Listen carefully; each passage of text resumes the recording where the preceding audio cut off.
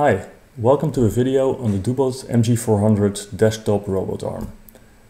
A local supplier, Dubot.nu, was kind enough to send me a unit to play around with. I've linked them in the description below. What I would like to do in this video is give my first impressions of the robot from the perspective of a new user. I will have a quick look at the hardware, the end effectors and the supplied software for programming. A quick disclaimer, I have no agreement with the supplier on making any type of video, no money has exchanged hands and all of the opinions expressed here are my own. I'm also sending the unit back to the supplier. Now with that out of the way, let's get started. I will not go through all of the MG400 specifications here, but just to mention a few key ones. It's a desktop robot with a small footprint while still having a significant work envelope. It weighs in at around 8 kilograms or around 18 pounds. The maximum payload is 500 grams or about 1 pound. There are 4 axes of motion. The arm can rotate around the base. It has 2 joints in the arm, and lastly the end effector can be rotated for positioning the part at the correct orientation. All of the axes are driven by proper servo motors, of course with position feedback. This enables the robot to work at high speeds, have smooth motions and be strong enough to handle the 500 gram payloads. All 3 joints in the arm and base are using a gear transmission with timing belts, which is nice and quiet. The 4th axis, to which you mount the end effector, is also driven by a servo motor. But here, no gearing reduction is in place, so you mount the end effector directly to the motor shaft. Before starting any work, you have to enter in the weight of the end effector, so the motor drive circuit can make sure it's held steadily in position without being either too weak or too stiff. As far as I can tell, you can only enter the mass of the end effector and not the moment of inertia, which would make more sense to me. Also, as far as I know, there's no auto-tuning routine for this axis. On the back of the base, most of the connectors can be found. There are 16 inputs and 16 outputs, as well as connections for 24 volts, so you can directly power your end effector or any of your own accessories. There's also a power connector, an on-off switch, an e-stop connector, and connectivity ports like USB, a local area network and an encoder interface for dynamic tracking of a conveyor belt. There's also an air fitting that is connected to an air line going to the front of the robot arm, so you can directly plug in a suction cup or end effector into the front of the arm, which is very nice. The arm itself seems to be made out of aluminum castings and all of the joints have roller bearings. Overall, my impression is that the build quality is very good. Having only limited experience with the unit, I cannot say anything about durability over long-term use, but from what I can see it looks like a solid mechanical platform. At the front of the arm we have the air connection, another I/O port and an unlock button that can be used to unlock the arm and manually move it around to teach it where you want it to go in your application. When doing this, the arm actively compensates for gravity, making it light to move around. This is a very nice feature, but I typically just jog the arm around to set new coordinates.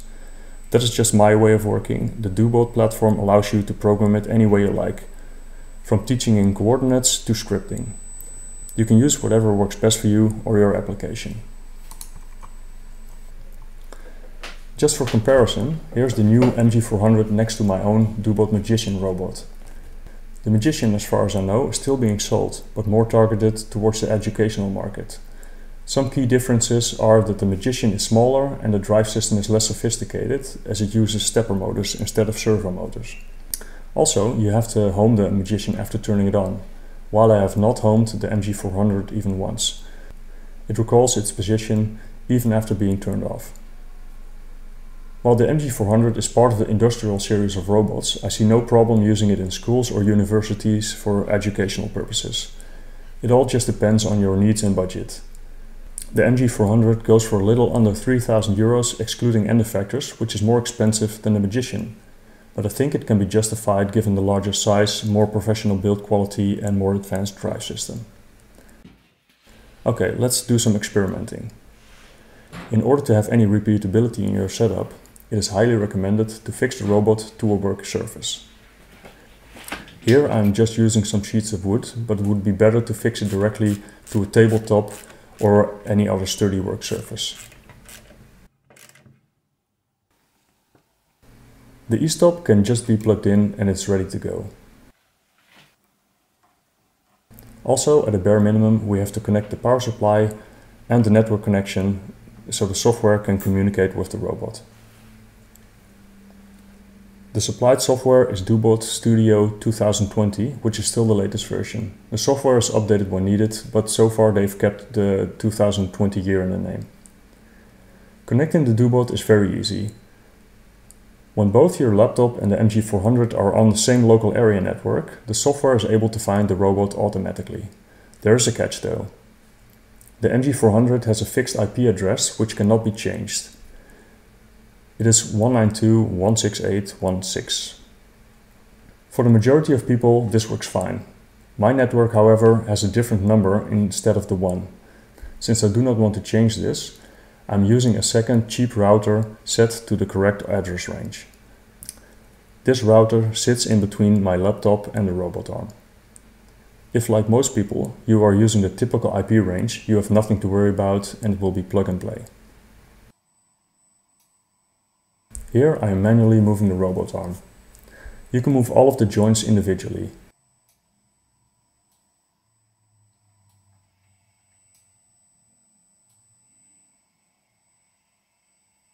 As usual, the software can also use inverse kinematics.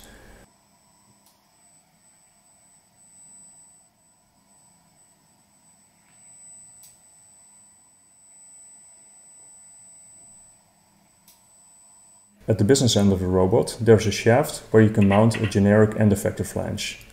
On this flange, grippers, vacuum cups or any custom end effector can be mounted. I received the optional electromagnetic gripper and a couple of vacuum cups to play around with. The gripper is a very compact unit that allows you to pick up parts of varying sizes.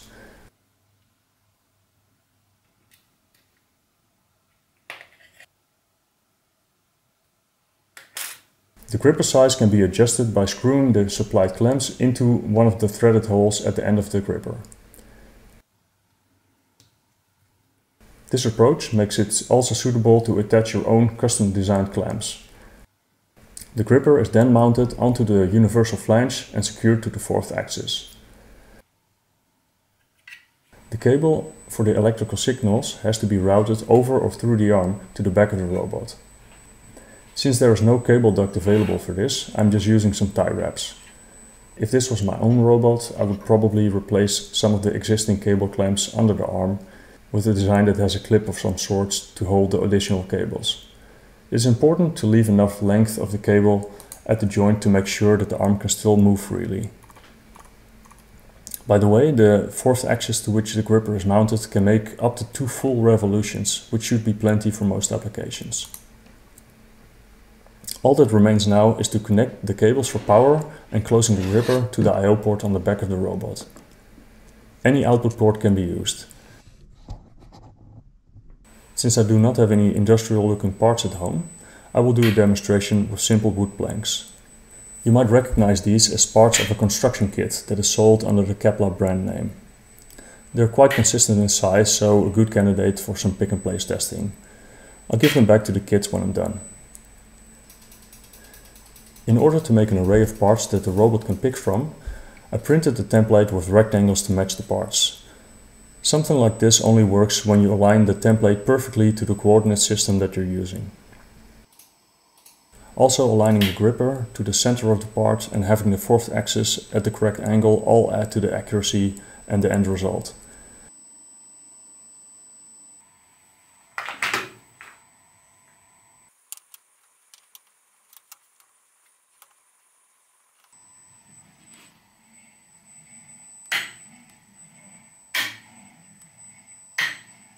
The end effector slightly tilts apart when opening, but this could be fixed with some wider grippers, but for this demo I will leave it as is.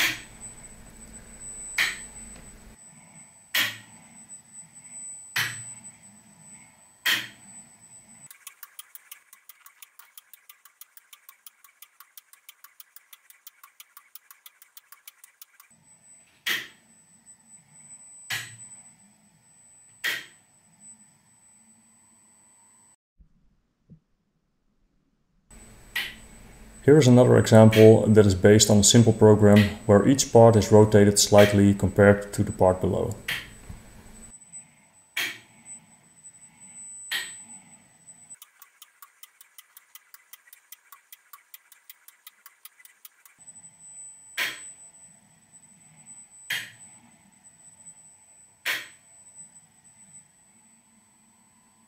Now let's check out another type of end effector, the vacuum cup. This type of end effector is quite versatile. It can be used to pick up parts of all kinds of different sizes as long as they have a somewhat smooth top surface.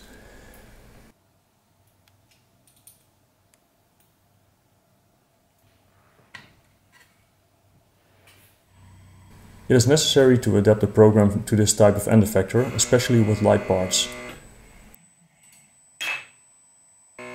Even after the vacuum is turned off, it might take a while for the part to release due to residual vacuum in the lines. One of the possible solutions is to apply a short burst of compressed air when the part has to be released. This actually works very nicely.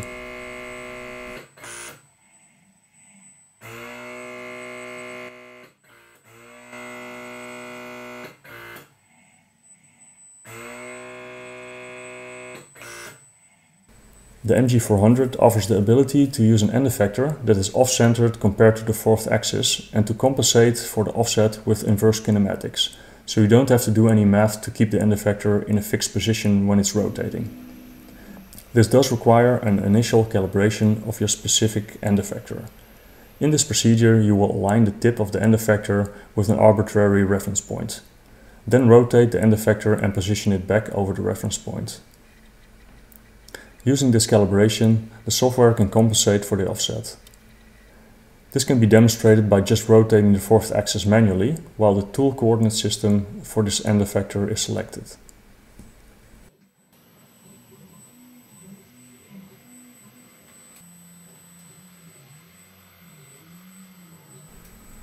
To do a functional test with an off-center end effector, I printed a bracket to hold a pen that was borrowed from my Dubot Magician.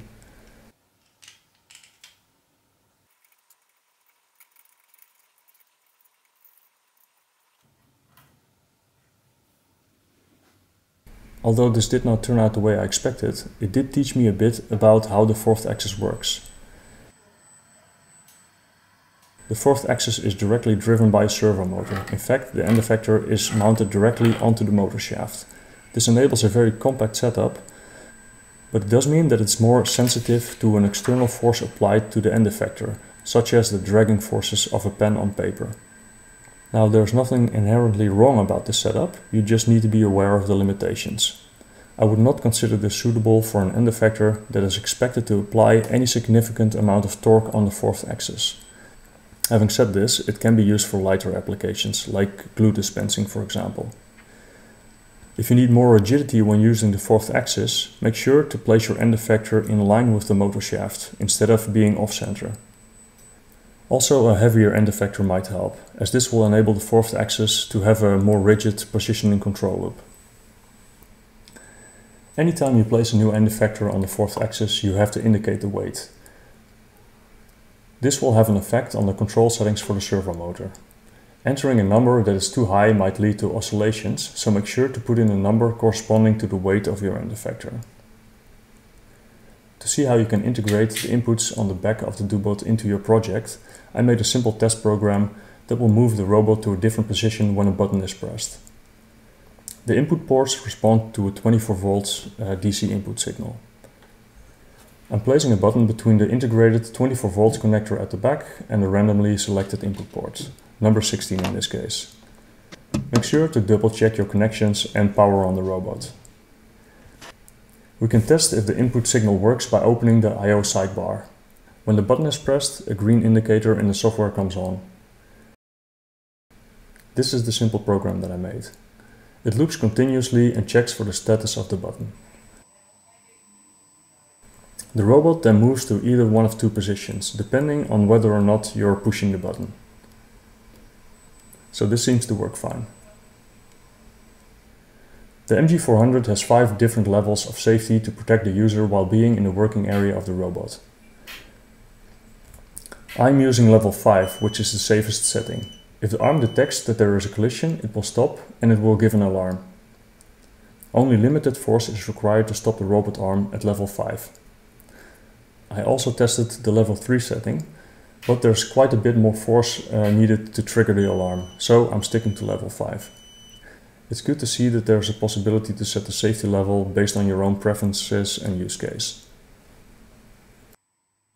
Now for some static tests of position repeatability. I place a dial test indicator at several positions to measure the repeatability from different directions. I was pleasantly surprised as it kept returning to the same position to within a couple of microns. This is far better than I expected. I do not have any means to test the repeatability in a dynamic situation when following a specified path, but measuring the position repeatability in a fixed position does help to estimate how it will perform in situations where the robot needs to stop at a specific coordinate.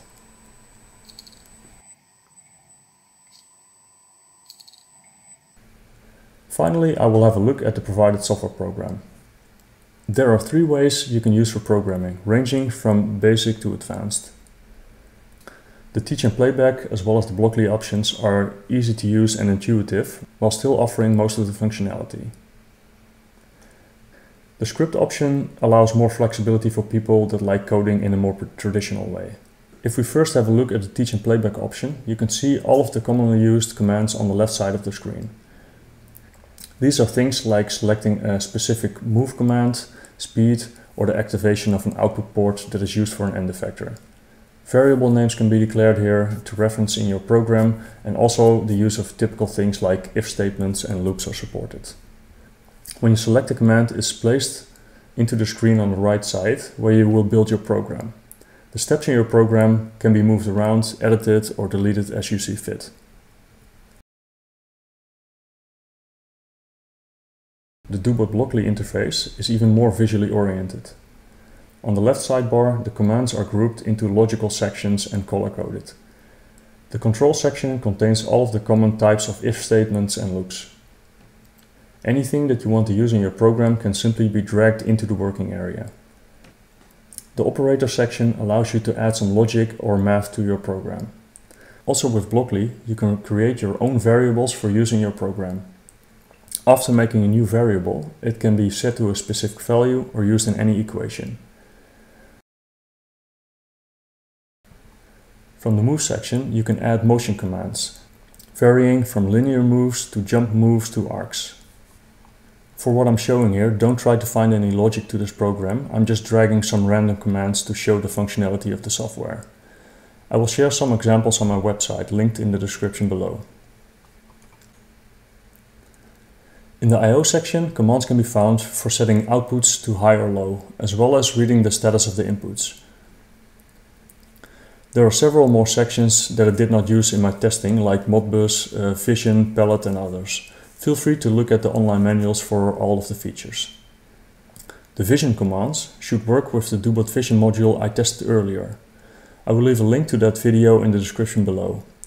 A vision system enables an automated system that is far more flexible compared to programming alone, so I would highly recommend to look into that as well if you're thinking about automating your process.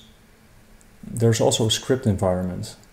All of the available commands are again listed on the left side of the screen. Clicking them adds it to your program, and if you double click on the icon next to the command, it includes the full syntax. There's also a help button for each command that provides you with a short explanation. I've not used this environment myself, so I cannot really give my opinion on it, but at least you know it's available if this is your preferred method of programming.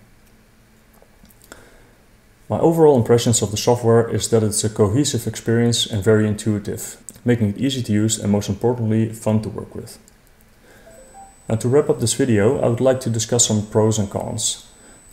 Starting with the cons, I would say that the fourth axis has limited capability in terms of dealing with high torque applications.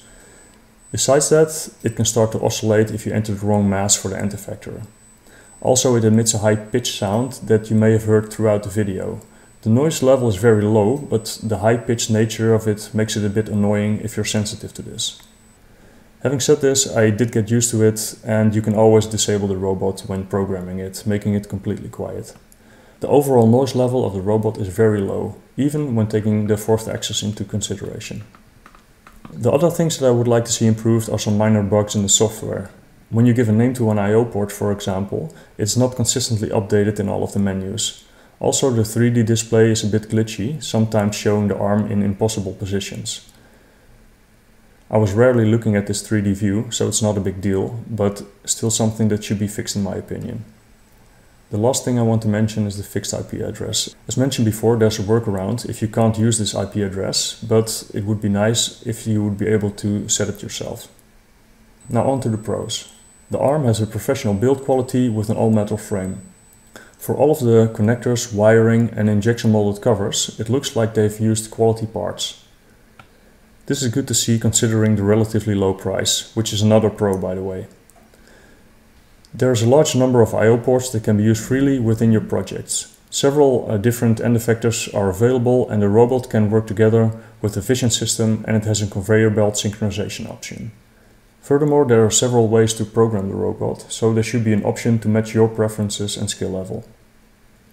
From what I can tell, the motion system on the robot is very accurate, and for the small form factor it has a relatively large work area and high payload of 500 grams. So I hope you've enjoyed this quick overview of the MG400. If you have any questions, please leave them in the comment section below and I will do my best to help. Also, please consider leaving a like or subscribe to the channel. Thanks for watching.